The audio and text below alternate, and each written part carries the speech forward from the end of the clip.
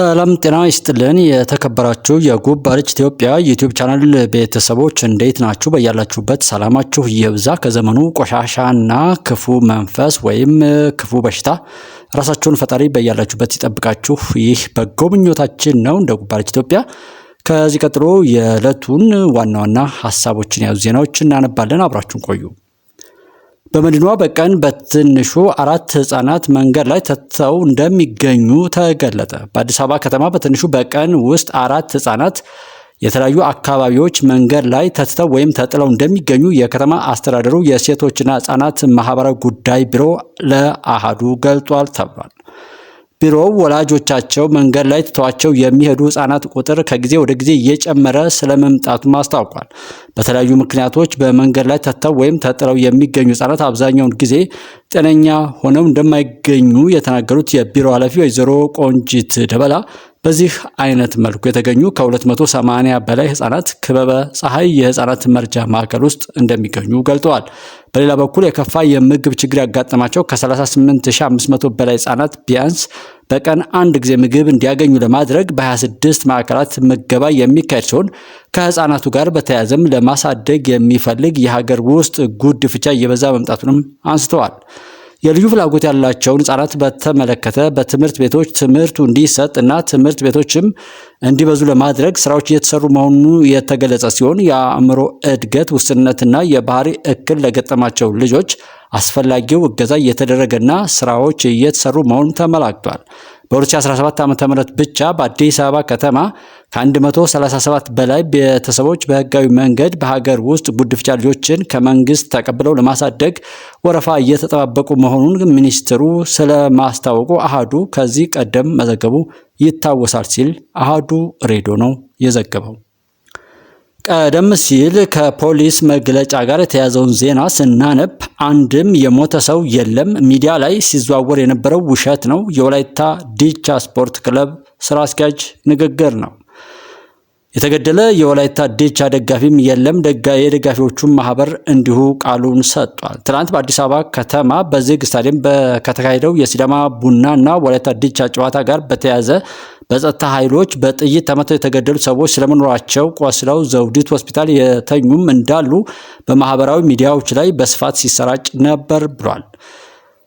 በጥይት ተመተው ተገደሉ እንዲሁም ቆስለው ዘውዲቱ ሆስፒታል ተገኝቷል የተባሉት የወላይታ ዲቻ ደጋፊዎች እንደሆኑ ነው የተነገረው። ቲክቫህ ኢትዮጵያ ስለ ጉዳዩ የወላይታ ዲቻ ስፖርት ክለብንም አነጋግሯል። የክለቡ ስራ አስኪያጅ አቶ አሰፋ ኦሲሶኛ አንድም የሞተብን ደጋፊም የለንም ብለዋል።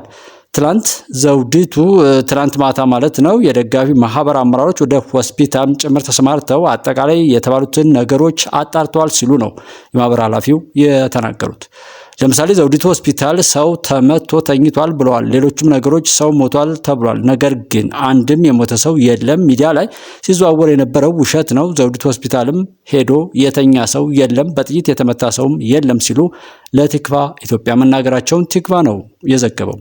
አቶ አሰፋ ኦሲሶ የሞተ ሰው ሆነ በጥይት ተመቶ የተኛ ሰው እንደሌለ የደጋፊ ማህበር አመራሮቹ አረጋግጧል። ይህም ሪፖርት ልከውልኛል። በየቦታው የታሰሩ ነበሩ፣ ትናንት አስፈቷቸዋል ነው ያሉት። የወላይታ ዲቻ ደጋፊዎች ማህበር እንዲሁ ለቲክቫህ ኢትዮጵያ በሰጠው ቃል በጸጥታ ኃይሎች የተገደለ የወላይታ ዲቻ ደጋፊ የለንም ብሏል።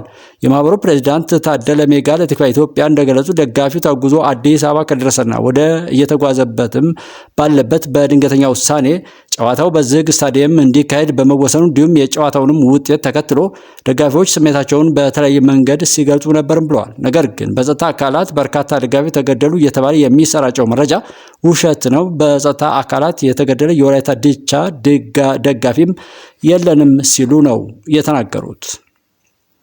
ከነበረው ሁኔታ ጋር በተያያዘ ግን በአዲስ አበባ የተለያዩ እስር ቤቶች ደጋፊዎች ስለመታሰራቸውም ጠቁመዋል። ፖሊስ የአንዳንድ ደጋፊዎችን ስሜት ለማብረድና ለማረጋጋት ወደ እስር ቤት ወስዷል ያሉት ፕሬዚዳንቱ ማምሻውን አብዛኞቹን በመነጋገር አስፈተናል፣ የተቀሩትንም ዛሬ እያስፈታን ነው ሲሉ ለቲክቫህ ኢትዮጵያ ነው የገለጹት። በትናንትናው ዕለት እስከ አሁን ይፋ ባልተደረገና ከአቅም በላይ በሚል በተገለጸ ምክንያት ያለ ደጋፊ እንዲካሄድ የተወሰነውን የሲዳማ ቡናና የወላይታ ዲቻ የኢትዮጵያ ዋንጫ ፍጻሜ ጨዋታ ለመታደም ወደ አዲስ አበባ ያቀኑ የሁለቱን ቡድኖች ደጋፊዎች ከፍተኛ ቅሬታ እንዳደረባቸው ለቲክቫህ ኢትዮጵያ መግለጻቸው አይዘነጋም ሲል ቲክቫህ ነው የዘገበው። እንግዲህ ይህንን የመሰለ እውነት ነው እነ ሞት ወዳዶች ወይም የእልቂት ነጋዴዎች ከመካከላችን ተፈጥረው የእፉኝት ልጅ ሆነው በባንዳነት እድሜያቸውን የጨረሱ ከንቶች እልቂት እየተፉ የነሱን መጥፎ ቅዠት በእኛ መጥፋት ላይ ለማረጋገጥ ያቀዱ ሁሉ ሲባክኑና ሲለፈልፉ ያሉት ማለት ነው። እነሱን የሚመስል ያው በእነሱ ይደናገራል። አስተዋይ ከሆነ ከዛ ነፃ ይወጣል። እናስተውል፣ ነገሮችን እንመርምር እያልን ወደሚቀጥለው ዜና እንለፍ። የአየር ወለድ ክፍለ ጦር በሰላምና ጸጥታ ዙሪያ ከመንግስት ሰራተኞች ጋር ተወያየሁ አለ። በአማራ ክልል ሰሜን ሸዋ ዞን የአየር ወለድ ክፍለ ጦር በሰላምና ጸጥታ ዙሪያ ከመንግስት ሰራተኞች ጋር ውይይት አድርጓል። ውይይቱን የመሩት የአየር ወለድ ክፍለ ጦር ዋና አዛዥ ኮሎኔል አለም ለገሰ ጽንፈኛው ኃይል የፖለቲካ መርህ የሌለው ለአማራ ሕዝብ እታገላለሁ እያለ ህጻናትን ትምህርት የሚከለክል መምህራንን፣ ምሁራንን የሚገድልና የሚያፍን ሰብአዊነት የማይሰማው በራሱ ሕዝብ ላይ የሚጨክን አረመኔ ቡድን ነው ብለዋል። ጫካ የገባው ጽንፈኛ ቡድን የሰላም አማራጭን ተጠቅሞ እጁን ለመከላከያ ሰራዊት መስጠት እንዳለበትና የሰላም ተባባሪ መሆን እንደሚገባውም አመላክተዋል። በውይይቱ ላይ የተገኙ የሸዋሮቢት ከተማ ምክትል ከንቲባ አቶ የማታው ታመነ በክልሉ የተፈጠረው የጸጥታ መደፍረስ የጽንፈኝነት አስተሳሰብ ባላቸው የሰላም ጸር በሆኑ ቡድኖች መሆኑን ገልጠው ይህ ኋላ ቀር አስተሳሰብ ህዝቡን ወደ አልተገባ ስቃይ እያስገባው እንደሆነም አንስተዋል። አቶ የማታው አሁን የተገኘውን አንጻራዊ ሰላም ተጠቅመን የጀመርናቸውን የልማት ስራዎች በአጭር ጊዜ ለመጨረስ እጅና ጓንት ሆነን በጋራ ልንሰራ ይገባል ሲሉ ጥሪ አስተላልፈዋል። ተወያዮቹ በበኩላቸው የጽንፈኛው ቡድን የአማራ ህዝብን የማይወክል እርስ በርሱ የሚባላ ዘራፊ ቡድን መሆኑን ገልጸው መንግስት በጽንፈኛው ቡድኑ ላይ እርምጃውን አጠናክሮ ሊቀጥል እንደሚገባም ሀሳብ ሰጥቷል ሲል መከላከያ ዘግቧል። ኦነግ አዲስ አበባ የሚገኘው ዋና ቢሮው ከ4 ዓመታት በኋላ እንደተመለሰለት አስታወቀ። የኦሮሞ ነጻነት ግንባር ኦነግ ከነሐሴ 2012 ዓ.ም ጀምሮ ተዘግቶ የነበረውና በአዲስ አበባ የሚገኘውን ዋና ቢሮ በይፋ እንደተመለሰለት የፓርቲው የህዝብ ግንኙነት ኃላፊ አቶ ለሚ ገመቹ ለአዲስ ስታንዳርድ ገለጹ ተብሏል። በይበልጥ የአዲስ አበባ ከተማ የፖለቲካ ፓርቲዎች የጋራ ምክር ቤት የቻለውን ያህል ጫና ሲያደርግ ነበረ ያሉት አቶ ለሚ የምክር ቤቱ እንዲሁም ሌሎች ተወካዮች በተገኙበት ቢሮአችን ለማስመለስ ችለናልም ነው ያሉት። አክለውም ወደ ቢሮአችን እንድንመለስ የኢትዮጵያ ምርጫ ቦርድ የራሱን አስተዋጽኦ አድርጓል ሲሉም ምርጫ ቦርድን አመስግኗል። አያይዘውም ፓርቲው ከ200 በላይ ጽህፈት ቤቶች እንዳሉት ጠቅሰው በቀጣይ በተዋረድ የተዘጉ ጽህፈት ቤቶቻችንን እንዲከፈቱልን ውትወታችንን ይቀጥላልም ብለዋል። ወደፊትም አደረጃጀታችንን ለማጠናከር ተስፋ አድርገን እንሰራለን ሲሉ ተናግረዋል ብሏል አዲስ ስታንዳርድ። ስምረት ፓርቲ በመጀመሪያ ስብሰባው ረቂቅ ፕሮግራም፣ መተዳደሪያ ደንብ፣ ማኒፌስቶና ቀጣይ የውይይት አቅጣጫዎች ዙሪያ ስምምነት ላይ መድረሱን አስታወቀ። የተዘጋጀው ረቂቅ ዶክመንቶችም ከጉባኤ በፊት ሰፊ ውይይት ይደረግባቸዋልም ብለዋል ስምረት ፓርቲ። ዲሞክራሲያዊ ስምረት ትግራይ ስምረት ፓርቲ የመጀመሪያ ስብሰባውን ትናንት ሰኔ 1 ቀን 2017 ዓ.ም በአዲስ አበባ ከተማ ማካሄዱን የፓርቲው የውጭ ግንኙነት አስተባባሪና የቀድሞ የትግራይ ክልል ጊዜያዊ አስተዳደር አመራር ፕሬዝዳንት ወይም ፕሮፌሰር ክንድያ ገብረሕይወት ለአዲስ ስታንዳርድ አስታውቋል። የቀድሞ የክልሉ ጊዜያዊ ፕሬዝዳንት አቶ ጌታቸው ረዳን ጨምሮ የፓርቲው መስራቾች የሆኑት በየነ መክሩ፣ ነጋ አሰፋ፣ ብርሃነ ገብረ ኢየሱስ፣ ረዳይ ሀለፎም፣ ሰብለ ካሳይ፣ አልማዝ ገብረ ጻድቅና ተስፋለም ይሄደጎ በስብሰባው ላይ መገኘታቸውን ፕሮፌሰር ክንድያ ገልጸዋል። ከዚህም በተጨማሪ ከሁለቱም ዞኖች አስተባባሪ ኮሚቴዎችና ተጋባዥ እንግዶችም ተገኝተዋል ነው የተባለው። በትግራይ ክልል ሁሉም ዞኖች አደረጃጀት መፍጠሩን ጠቅሰው እስከ መስረታ ጉባኤ ድረስ በሁሉም ዞኖችና ወረዳዎች የሚከናወኑ ዋና ዋና ተግባራት በስብሰባው መለየታቸውን ተናግረዋል። በቀጣይም በትግራይ ሰፋፊ መድረኮች ይኖራሉም ተብሏል። ለ7ኛው ሀገራዊ ምርጫ እጩዎችና መራጮች በኦንላይን መመዝገብ የሚችሉበት ሶፍትዌር ተዘጋጀ አለ ምርጫ ቦርድ። የኢትዮጵያ ብሔራዊ ምርጫ ቦርድ በ7ኛው ሀገራዊ ምርጫ ላይ መራጮችና እጩዎቹ ካሉበት ሆነው በኦንላይን መመዝገብ የሚችሉበት ሶፍትዌር ማበልጸጉን አስታውቋል። የቦርዱ ሰብሳቢ ሜላትወርቅ ኃይሉ ያለፉት 6 የኢትዮጵያ የምርጫ ሂደቶች ማኑዋል እንደነበሩ ጠቅሰው በ7ኛው ሀገራዊ ምርጫ መራጮች መሆኑ እጩዎች ካሉበት ሆነው በኦንላይን መመዝገብ የሚችሉበትን ሶፍትዌር ማበልጸግ መቻላቸውን አስታውቋል። ሰብሳቢዋ ይህን ያሉት በዛሬው ዕለት በቴክኖሎጂ አስተዳደር ስርዓት ዙሪያ ላይ ቦርዱ ከፖለቲካ ፓርቲዎች ጋር ባደረገው ውይይት ላይ ነው። ወይዘሮ ሜላትወርቅ ሂደቱ ኢትዮጵያ በምርጫ ስርዓቷ አንድ እርምጃ ወደፊት መራመድ የሚያስችላት ከመሆኑ ባለፈ በምርጫው ሂደት ላይ ግልጸኝነትና ተጠያቂነትን ለማስፈን ያስችላልም ብለዋል። የውይይቱ ተሳታፊዎች የፖለቲካ ፓርቲዎች በበኩላቸው ሶፍትዌሩ ጊዜ ቆጣቢና አገልግሎትን የሚቀንስ ወይም እንግልትን የሚቀንስ ለማለት ነው መሆኑን ጠቅሰው ለግልጸኝነትና ለተጠያቂነት ምቹ መደላድል እንደሚፈጥርም ተናግሯል ሲል ኤፍኤምሲ ነው የዘገበው። ባሳለፍነው ወር ቦርዱ ለ7ኛው ዙር ሀገራዊ ምርጫ ሁለተኛ ዙር የምርጫ ጣቢያዎችን በዲጂታል ሲስተም የመመዝገብ ስራ ማከናወኑን ማስታወቁም ይታወሳል። ቦርዱ ለ7ኛው ዙር ሀገራዊ ምርጫ የተለያዩ የቅድመ ዝግጅት ስራዎችን በማከናወን ላይ መሆኑን ገልጦ ከዚህ በፊት ከተካሄዱትም ምርጫዎችን በአፈጻጸም ቀልጣፋነትና ጊዜውን የሚጠይቀውን ዘመናዊነት የተከተለ ለማድረግ የተሰራ መሆኑንም ጠቁሟል ተብሏል። አዲስ ስታንዳርድ እንደዘገበው የተጀመሩ የመንገድ ፕሮጀክቶችን ለማጠናቀቅ እስከ 1.5 ትሪሊዮን ብር የሚገመት ሀብት ያስፈልጋል ተባለ። በኢትዮጵያ የተጀመሩ የመንገድ ፕሮጀክቶችን ለማጠናቀቅ እስከ 1.5 ትሪሊዮን ብር የሚገመት ሀብት እንደሚያስፈልግ የገንዘብ ሚኒስትር ዴኤታ ኢዮብ ተካልኝ ናቸው የተናገሩት። የገንዘብ ሚኒስትር ዴኤታው ኢዮብ ይህን ያሉት በሕዝብ ተወካዮች ምክር ቤት በተካሄደው 4ኛ ዓመት የስራ ዘመን 33ኛ መደበኛ ስብሰባ ላይ ነው። የምክር ቤት አባላቱ በሀገሪቱ ለተጀመሩት የመንገድ ፕሮጀክቶች ትልቅ ማነቆ የሆነውን በጀት መፍታት የሚያስችል የብድር ስምምነቶችን ገንዘብ ሚኒስቴር ሊያመጣ እንደሚገባም ጠይቋል። በተጨማሪም የመንገድ መሰረተ ልማቶችን ለማስፋፋት ከአጋር የልማት ድርጅቶች ሀብት የማሰባሰብ ስራ በስፋት ሊሰራ እንደሚገባም በምክር ቤት አባላቱ አንስተዋል። የገንዘብ ሚኒስትር ዴኤታ ኢዮብ ተካልኝ ከምክር ቤት አባላት ለተነሱ ጥያቄዎች በሰጡት ምላሽና ማብራሪያ ከተለያዩ የብድር አቅራቢ ተቋማት በተገኘ ብድርና ከልማት አጋሩ በተገኘ ድጋፍ በርካታ መንገዶች እየተሰሩ መሆናቸውም ተናግረዋል። ሆኖም በምክር ቤቱ በቂ አይደለም የተባለውን በመውሰድ የሀገር ውስጥ ገቢን ለማሳደግና ከልማት አጋሮች ሀብት ማሰባሰቡን አጠናክረን እንቀጥላለን ሲሉም ነው የተናገሩት። አጠቃላይ እንደ ሀገር የተጀመሩትን የመንገድ ፕሮጀክቶች ለማጠናቀቅ ከ1.3 ትሪሊዮን እስከ 1.5 ትሪሊዮን ብር የሚገመት ሀብት እንደሚያስፈልግም አስታውቀዋል። ችግሩን ለመፍታት የገንዘብ ሚኒስቴር ከሚመለከታቸው ባለድርሻ አካላት ጋር ውይይት ማድረጉን አስታውሰው ዘርፉን ለማሳደግ የመንግስትና የግል ዘርፉን አጋርነት ያስፈልጋል ብለዋል ሲል ኢትዮጵያን ፕሬስ ነው የዘገበው። ኦብነግ ጫካ እንገባለን የሚለው ሌሎች ሀገራት እና ሌሎች ቡድኖችን በተለይም በሰሜን ኢትዮጵያ ያሉ ኃይሎችን እያበረታቱት ነው ብዬ አምናለሁ ሲሉ ፕሬዚዳንት ሙስጠፌ መሐመድ ተናገሩ። ኦብነግ ጫካ እንገባለን የሚለው ሌሎች ሀገራትና ሌሎች ቡድኖች ላይ በተለይም በሰሜን ኢትዮጵያ ላይ ያሉ ኃይሎችን እያበረታቱት ነው ብዬ ነው የማምነው ሲሉ የሶማሌ ክልል ርዕሰ መስተዳድር አቶ ሙስጠፌ መሐመድ ናቸው የተናገሩት። አቶ ሙስጠፌ ከሰሞኑ ከኬንያ ተገኝተው የሶማሌ ማህበረሰብ ተወካዮች እንዲሁም ኬንያ ከሶማሊያ ጋር ከምትዋሰንበት ጋሪሳ ካውንቲ ባለስልጣናት ጋር ውይይት አድርገዋል። ርዕሰ መስተዳድሩ በኬንያ ቆይታቸው ከቢቢሲ ጋር ባደረጉት ቃለ መጠይቅ ማንኛውም የኢትዮጵያ ጠላት ሀገራት ኢትዮጵያ ውስጥ የሚካሄደውን ጦርነት ለማበረታታት የሞከሩ እንደሆነ ህዝቡን ለመቀስቀስ እቅድ እንዳላቸውም እናውቃለን። ስለዚህም የትኛውንም ተቃዋሚ ቡድን ይጠቀማሉ ሲሉ ተደምጠዋል። ሶማሌ ክልል ውስጥ ኦብነግ ወደ ጫካ እንደገባ የሚያስገድድ ወይም እንዲገባ የሚያስገድድ ነገር የለም። የሚያስጨንቀን ነገር አይደለም። ግን ከመጣ እንዴት እንደምናስተናግደው እናውቃለን። በፍጹም የሚያሳስበኝ ነገር አይደለም። ህዝቡም ይህንን እየፈቀደ አይደለም በማለት ተናግሯል አቶ ሙስጠፌ። በእርግጥ አንድ ግለሰብ ትክክለኛ ያልሆነ ሀሳብ ይዞ ከግብፅ ወይም ከሌላ ሀገር ድጋፍ አግኝቶ ሊሆን ይችላል።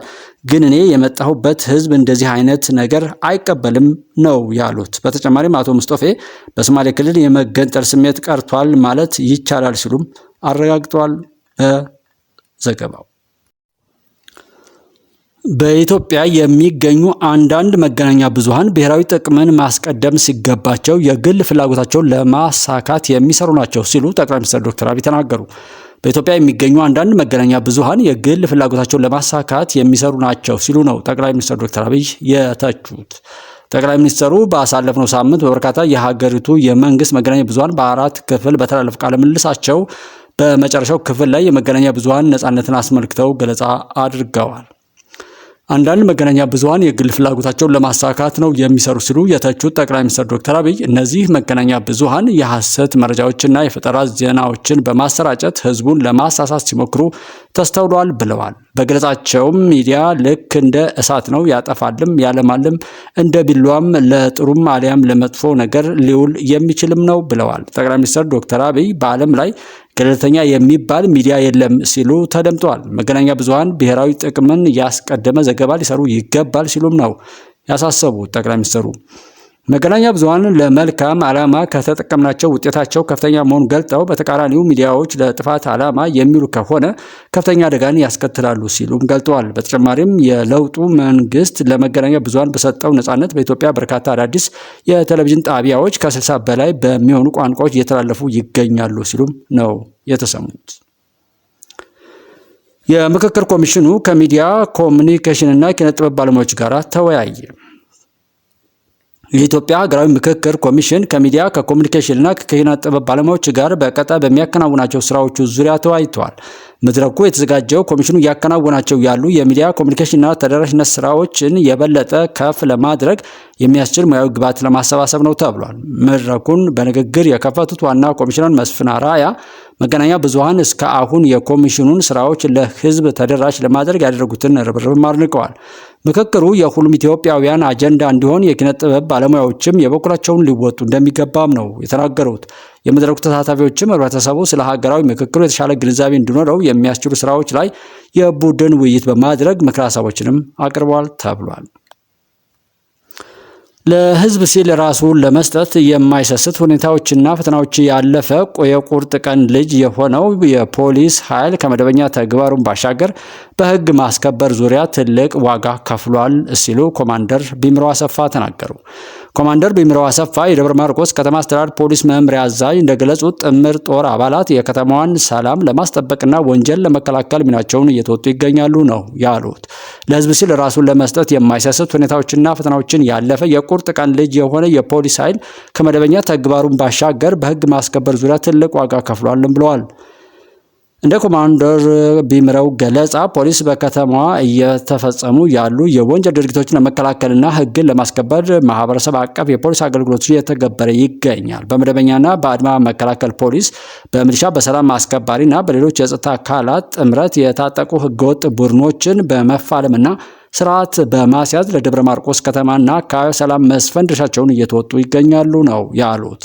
አሁን ያለውን ሰላም አጠናክሮ ለማስቀጠል የማህበረሰብ አቀፍ ወንጀል መከላከል ተግባራትን እየፈጸምን እንገኛለን የሚሉት የፖሊስ አዛዡ ህገወጦችን ወደ ፍትህ አደባባይ ለማምጣት የተጠናና የተጠናከረ የኦፕሬሽን ስራ እየሰራን እንገኛለንም ብለዋል።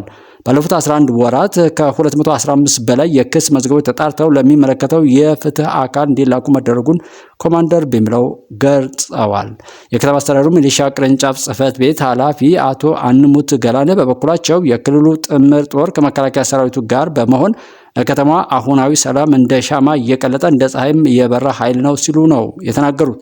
የፖሊስ ሰራዊት እና ሚሊሻ ለጋራ ዓላማ በጋራ የሚተጋ ሰራዊት ነው ያሉት ኃላፊው ለከተማችን አሁናዊ ሰላም ከማህበረሰቡ ጋር በመሆን የከፈለውን ዋጋም አኩሪ ገድል ነው ብለውታል።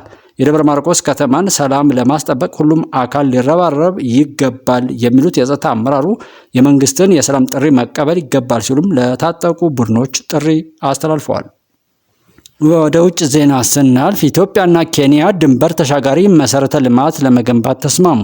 ኢትዮጵያና ኬንያ የሁለትዮሽ ንግድ ለማጎልበት ድንበር ተሻጋሪ የመሰረተ ልማት ፕሮጀክቶች ለመገንባት መስማማታቸው ነው የተገለጠው። ሁለቱ ሀገራት ባሳለፍነው ሳምንት ሐሙስ በአዲስ አበባ በተካሄደው ስብሰባ ላይ በኢትዮጵያ ድንበር ላይ የሸቀጦች ወይም በኢትዮ ኬንያ ድንበር ላይ የሸቀጦች የሰዎችና ዲጂታል አገልግሎት እንቅስቃሴ ለማሻሻል በሚያስችሉ ፕሮግራሞች ላይ ተስማምተዋል።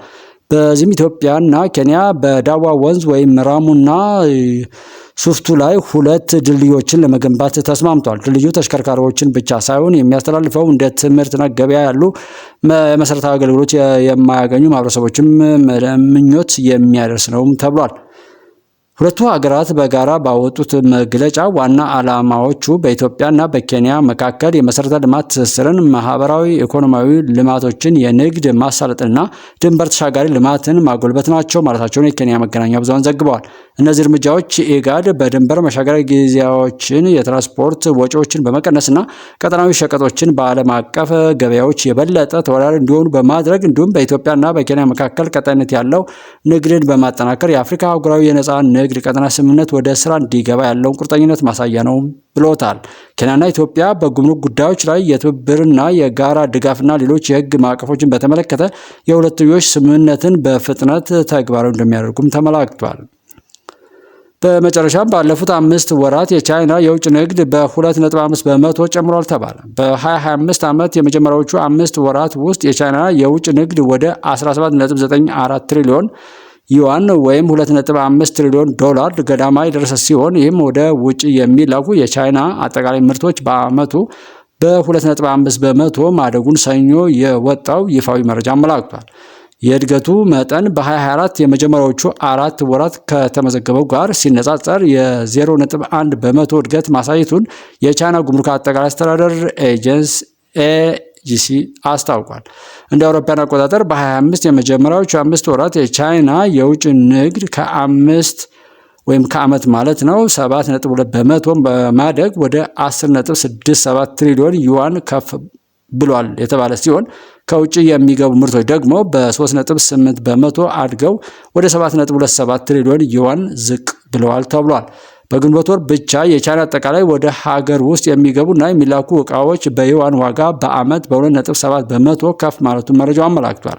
ባለፈው ወር ወደ ውጭ የሚላኩ ምርቶች በዓመት በ6.3 በመቶ ከፍ ያለ ሲሆን ከውጭ የሚገቡ ምርቶች ደግሞ በ2.1 በመቶ መቀነሱን መረጃዎች ያመላክታል ተብሏል። የተከበራችሁ ጉባለች ኢትዮጵያ ዩቲዩብ ቻናል ቤተሰቦች ጉባለች ኢትዮጵያ ዩቲዩብ ቻናልን ሰብስክራይብ፣ ላይክ እና ሼር በማድረግ አንዱ የእውነት መናገሪያ መድረክ እናድርግ እያልን የሰዓቱን ዜና በዚሁ አጠናቀናል። በሌላ ጊዜ እስከምንገናኝ በያላችሁበት ሰላማችሁ ይብዛ እያልን ኢትዮጵያ እውነትን ይዛለችና በእውነት ታሸንፋለች። ክፎች ጠላቶች ሁሉ በያሉበት የሚጠፉበት ዘመን ነው። በዚህ ሀሳብ መግባት የለበትም። ኢትዮጵያ በድል ትቀጥላለች፣ ጠላቶቿን ሁሉ ትቀብራለች። እውነቱ ይሄ ነው። መልካም ጊዜ